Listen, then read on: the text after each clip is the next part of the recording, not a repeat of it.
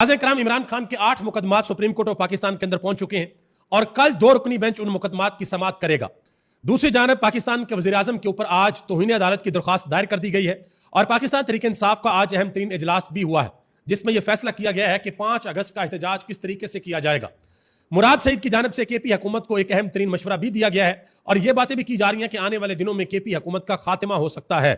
इन सारी चीजों की तफसीलात आपके सामने रखने के लिए जा रहा हूं। गुजारिश करूंगा कि वीडियो को लाइक कर दें, चैनल को सब्सक्राइब कर लें ताकि ये इंफॉर्मेशन का सिलसिला आप लोगों तक पहुंचता रहे।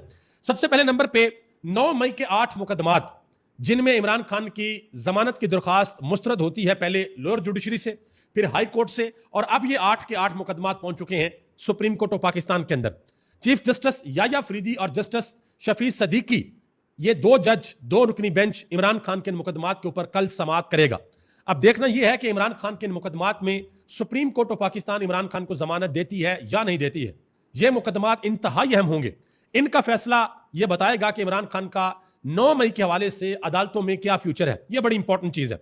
जो इमरान खान की पार्टी की क्यादत है, इमरान खान की पार्टी के कारकुनान है, उनको तो लोअर जुडिशरी ने 10-10 साल कैद की सजा सुना दी है, लेकिन यही केसेस जब हाई कोर्ट के अंदर आते हैं, सुप्रीम कोर्ट के अंदर आते हैं, तो वहां पर जो सूरत हाल है वो बदल जाती है। तो देखना है कि इमरान खान के वकला किस तरीके से अपने केस को सुप्रीम कोर्ट ऑफ पाकिस्तान में चीफ जस्टिस याया अफरीदी के सामने प्रेजेंट करते हैं। आगे आ जाएं जी। आज सुप्रीम कोर्ट ऑफ पाकिस्तान ने एक फैसला दिया था फौजी अदालतों के हवाले से और यह भी कहा था कि हुकूमत पाकिस्तान 45 दिन के अंदर अंदर एक कानून बनाए जिसमें जिन लोगों को सजा हुई है उनको अपील का हक दिया जाएगा। अब वो 45 दिन गुजर चुके हैं, लेकिन हुकूमत ने अभी तक किसी किस्म का कोई कानून नहीं बनाया। तो पाकिस्तान के साबिक chief justice Jawad S Khawaja, उन्होंने सुप्रीम कोर्ट ऑफ पाकिस्तान के अंदर तौहीन अदालत की दरख्वास्त दायर कर दी है कि जो चीफ एग्जीक्यूटिव है हमारी स्टेट के वजीर आजम शहबाज शरीफ साहब, उन्होंने सुप्रीम कोर्ट ऑफ पाकिस्तान के हुक्म की खुल्लम खुल्ला तौहीन की है, लिहाजा उनके खिलाफ तौहीन अदालत की कार्रवाई की जाए। देखते हैं कि सुप्रीम कोर्ट ऑफ पाकिस्तान इस दरखास्त के ऊपर क्या कहती है। आज पाकिस्तान तहरीक इंसाफ का एक अहम तरीन इजलास हुआ है सूबाई सदर जुनैद अकबर की सरबराही में, और वहां पर तहरीक इंसाफ के जो रहनुमा है उन्होंने शिरकत की है। और 5 अगस्त को जो इमरान खान ने कॉल दे रखी है कि 5 अगस्त को हमारी जो तहरीक है उसका नुक्ता अरूज होना चाहिए, उस हवाले से आज ये इजलास हुआ है। खुरम ज़िशान और इरफान सलीम, उन दोनों ने अहम तरीन गुफ्तगू की है। उन्होंने कहा कि इस बार हम पूरा मुल्क बंद करेंगे और जब तक इमरान खान रिहा नहीं होंगे हमारी एहतजाजी तहरीक जारी रहेगी। ये उन्होंने वाज़ेह तौर पर कहा है कि इस मरतबा जो एहतजाज होगा वो जरा मुनफरद किस्म का होगा। और मैं यहां पर एक इंपॉर्टेंट चीज आपको बताता चलूं कि पाकिस्तान तहरीक इंसाफ के जो वर्कर है, कारकुनान है, वो बड़ी शिद्दत से इस बात का इंतजार कर रहे हैं कि इस मरतबा जो एहतजाज होगा वो लाहे अमल सामने आ जाए। लेकिन तहरीक इंसाफ के अंदर से कुछ लोग ये बातें कर रहे हैं कि लाहे अमल बिल्कुल ऐन मौके के ऊपर जाकर दिया जाएगा। अगर पहले सारी चीजें बता दी गई तो फिर जो अहम तरीन लोग हैं उनकी गिरफ्तारी का खदशा है। और दूसरी तरफ तहरीक इंसाफ के लिए भी एक बड़ा इम्तिहान है कि क्या तहरीक इंसाफ अपने सारे के सारे MNAs, अपने सारे के सारे MPAs, अपने सारे सेनेटर्स और जितने भी तहरीक इंसाफ के टिकट होल्डर्स थे, क्या उन सब को ग्राउंड के ऊपर एक्टिवेट करने में तहरीक इंसाफ कामयाब होगी या नहीं होगी? क्या सारे के सारे लोग ग्राउंड के ऊपर निकलकर अपने अपने हलकों में अपनी आवाम को लेकर इमरान खान की हिदायत के मुताबिक पूरा मैंने एहतजाज करेंगे या नहीं करेंगे? यह तहरीक इंसाफ के लिए एक बड़ा इम्तिहान है। बहरहाल इस हवाले से इमरान खान ये वाज़ेह तौर पर कह चुके हैं कि जो मेरे बयानिए का बोझ बर्दाश्त नहीं कर सकता वो साइड पे हो जाए, और इमरान खान के हवाले से बड़े सख्त पैगाम आ चुके हैं। हामिद मीर ने इस हवाले से एक अहम तरीन बात की। उन्होंने कहा जी ये बात अब गैर अहम हो गई है कि 5 अगस्त को कितने लोग सड़कों के ऊपर निकलेंगे। उन्होंने कहा कि इमरान खान जितना अरसा जेल के अंदर रहेंगे उनकी मकबूलियत उतनी ही बढ़ेगी। मजीद कहा कि यह मुमकिन है कि गलत लोगों की मुख्तलिफ ओहदों पर तैनाती और उनके लीडर्स की बुजदिली से पार्टी को नुकसान हो रहा हो, मगर जब तक इमरान खान जेल के अंदर है उनकी शख्सियत को किसी किस्म का कोई नुकसान नहीं होगा। यानी कि इमरान खान की जो पॉपुलैरिटी है उसमें किसी किस्म का कोई फर्क नहीं आएगा। आगे आ जाए जी। वादिये तेरा के अंदर कल एक बड़ा अफसोसनाक सान्या पेश आया, जिसमें यह देखा जा सकता है जो वफाक का मौकफ है वो कुछ और है और जो सूबाई हुकूमत है उसका मौकफ कुछ और है। वफाक ये कहता है जी शरपसंद थे, उन्होंने फायरिंग की और उसकी वजह से लोग शहीद हुए, जबकि केपी हुकूमत का वज़रा वो वाज़ेह तौर पर कहते हैं कि जो फायरिंग की गई वो सिक्योरिटी फोर्सेस की जानिब से की गई और उनकी वजह से हमारे जो सिविलियन लोग हैं वो शहीद हुए हैं। बहरहाल आज ये इतलात आ रही है कि तकरीबन 8000 अफराद के ऊपर मुश्तमिल एक कौमी जिरगा आज होगा और वो पैदल सफर कर रहे हैं उन इलाकों की तरफ जहां पर अक्सरियत पसंद है, और कुरान का वास्ता देकर उन लोगों को यह कहा जाएगा कि आप इन इलाकों से निकल जाए और हमें पुरअमन तौर पर यहां पर रहने दें। ये इतलात आ रही है। मुराद सईद ने इस हवाले से काफी लंबा चौड़ा पैगाम जारी किया जिसमें उन्होंने यह भी दावा किया कि तकरीबन 5 महीने पहले इस बात का फैसला हो चुका है कि इन इलाकों के अंदर ऑपरेशन किया जाएगा। तो उन्होंने सूबाई हुकूमत से एक अपील की है। उन्होंने कहा कि सूबाई हुकूमत से भी अपील है कि अगर आपको भी बाईपास करके ये जुल्म हो रहा है तो आप भी इस कौमी जिरगे का हिस्सा बने और हमारे साथ इस्लामाबाद का रुख करें। ये मुराद साहब बार बार कह रहे हैं कि हम जो है फिर इस्लामाबाद का रुख कर सकते हैं, और ये भी दावे किए जा रहे हैं कि जी आने वाले कुछ दिनों में या शायद 1-2 हफ्ते में अली अमीन गंडापुर की छुट्टी हो जाएगी। उनके ऊपर 1-2 केस हैं, उनके अंदर उनको सजा हो सकती है और वो वजीर आला के ओहदे से फारग हो सकते हैं। अदम एतमाद भी आ सकती है। जो फैसल करीम कुंडी जो गवर्नर है केपीके के, उन्होंने तो वाज़ह तौर पर कह दिया, उन्होंने कहा जी हम जो है अब लेकर आएंगे, अदम एतमाद लेकर आएंगे और इमरान खान की हुकूमत को, तहरीक इंसाफ की हुकूमत को यहां से खत्म किया जाएगा केपीके से। लेकिन इतना आसान नहीं है, ये बड़ा मुश्किल काम है। देखते हैं कि ये लोग कैसे करते हैं। पाकिस्तान तहरीक इंसाफ ने भी एक एलामिया जारी किया। उन्होंने कहा जी इमरान खान कई बार ये वाज़ह कर चुके हैं कि कबायली इलाकों में या मुल्क के किसी भी हिस्से में फौजी ऑपरेशन किसी मसले का हल नहीं है।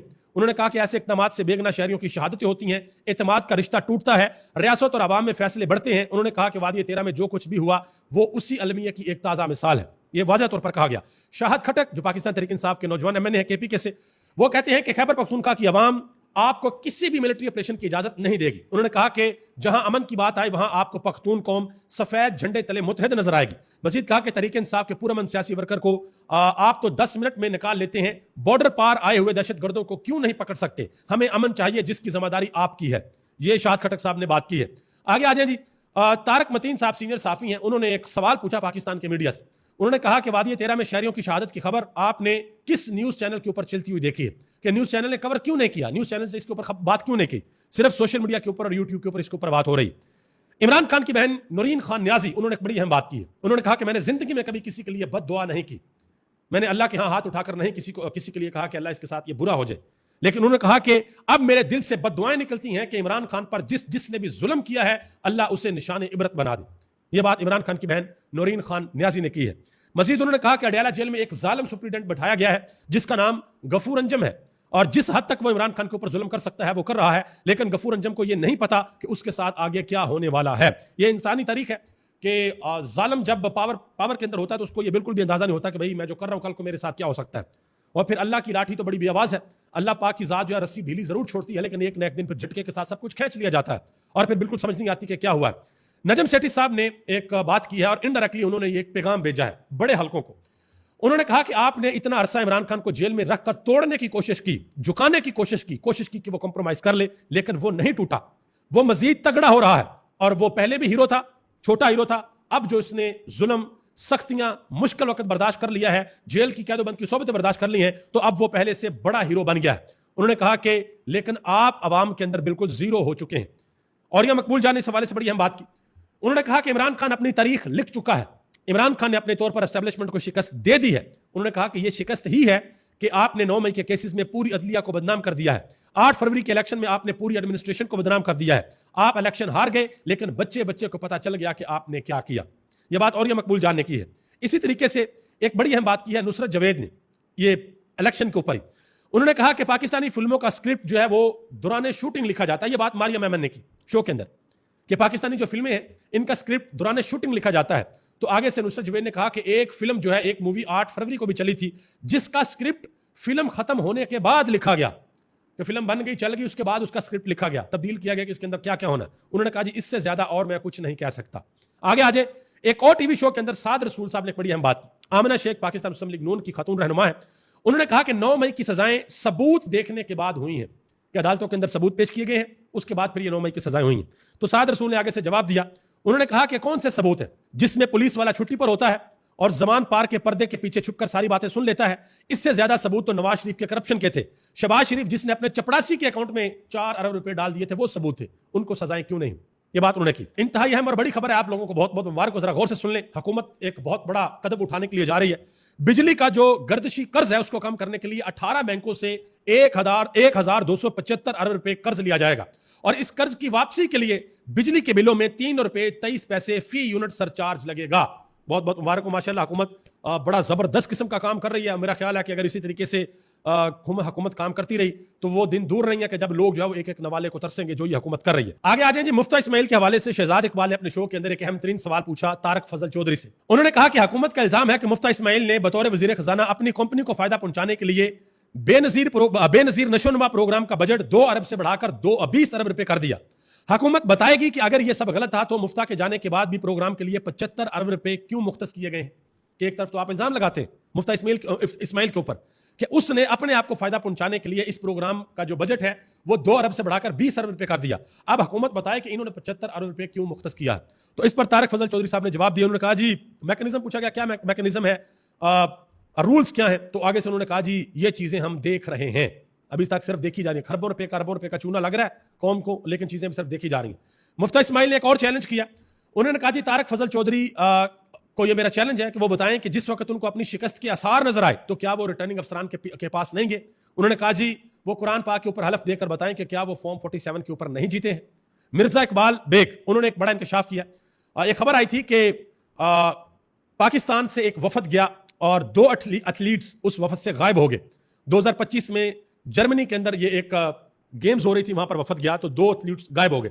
इसके ऊपर मिर्जा इकबाल बेग ने एक बड़ी अहम बात की। उन्होंने कहा कि जर्मनी के अंदर ये जो यूनिवर्सिटी की गेम हुई है जहां पर पाकिस्तान के 2 एथलीट गायब हुए हैं, वहां की कहानी यह है कि एक यूनिवर्सिटी के मालिक की अहलिया को एक टीम का मैनेजर बनाकर जर्मनी की यात्रा करवाई गई। उन्होंने कहा कि ऑफिशियल्स की एक बड़ी तादाद पाकिस्तानी दस्ते के अंदर शामिल थी, कौन इसका जवाब देगा। उन्होंने कहा कि एचईसी के डायरेक्टर स्पोर्ट का स्पोर्ट से कोई खास तल्लक नहीं है, वो यहां आने से कबल एक बैंक के अंदर काम किया करते थे। तो ये आप अंदाजा लगा लें। आगे आ जाए, एक और बड़ी अफसोसनाक खबर है। खैबर न्यूज की एक खातून एंकर पर्सन है शबाना लियाकत, उनके शोहर और उनके 3 बच्चे और उन समेत तकरीबन 15 अफराद एक शराबी रेले के अंदर बैठ गए हैं। 7 अफराद की जो डेड बॉडीज हैं वो निकाल ली गई हैं, बाकी की तलाश जो है जारी है। मेरी आप सबसे गुजारिश है कि पिछले तकरीबन 3 से 4 हफ्ते से इस तरह के अफसोसनाक सानात हो रहे हैं, तो बार बार लोगों से गुजारिश की जा रही है कि हर साल ये जो मानसून का सीजन होता है, पहाड़ों के ऊपर बारिशें होती हैं, बहुत ज्यादा लैंडस्लाइडिंग होती है, सैलाबी रेले बंदे को पता भी नहीं चलता और विद इन सेकंड्स पानी आ जाता है, बंदे को संभलने का मौका भी नहीं मिलता। तो एटलीस्ट जो लोग सैरो तफरी के लिए जाते हैं वो ये 1-2 महीना इस चीज को मद्देनजर रखा करें कि वहां का जो माहौल है वो ठीक नहीं होता। अल्लाह ताला से दुआ है कि अल्लाह पाक अपना खास फजल और करम फरमाए। आप सबका बहुत बहुत शुक्रिया। पाकिस्तान जिंदाबाद, पाकिस्तान के करोड़ों अवाम पाइंदाबाद।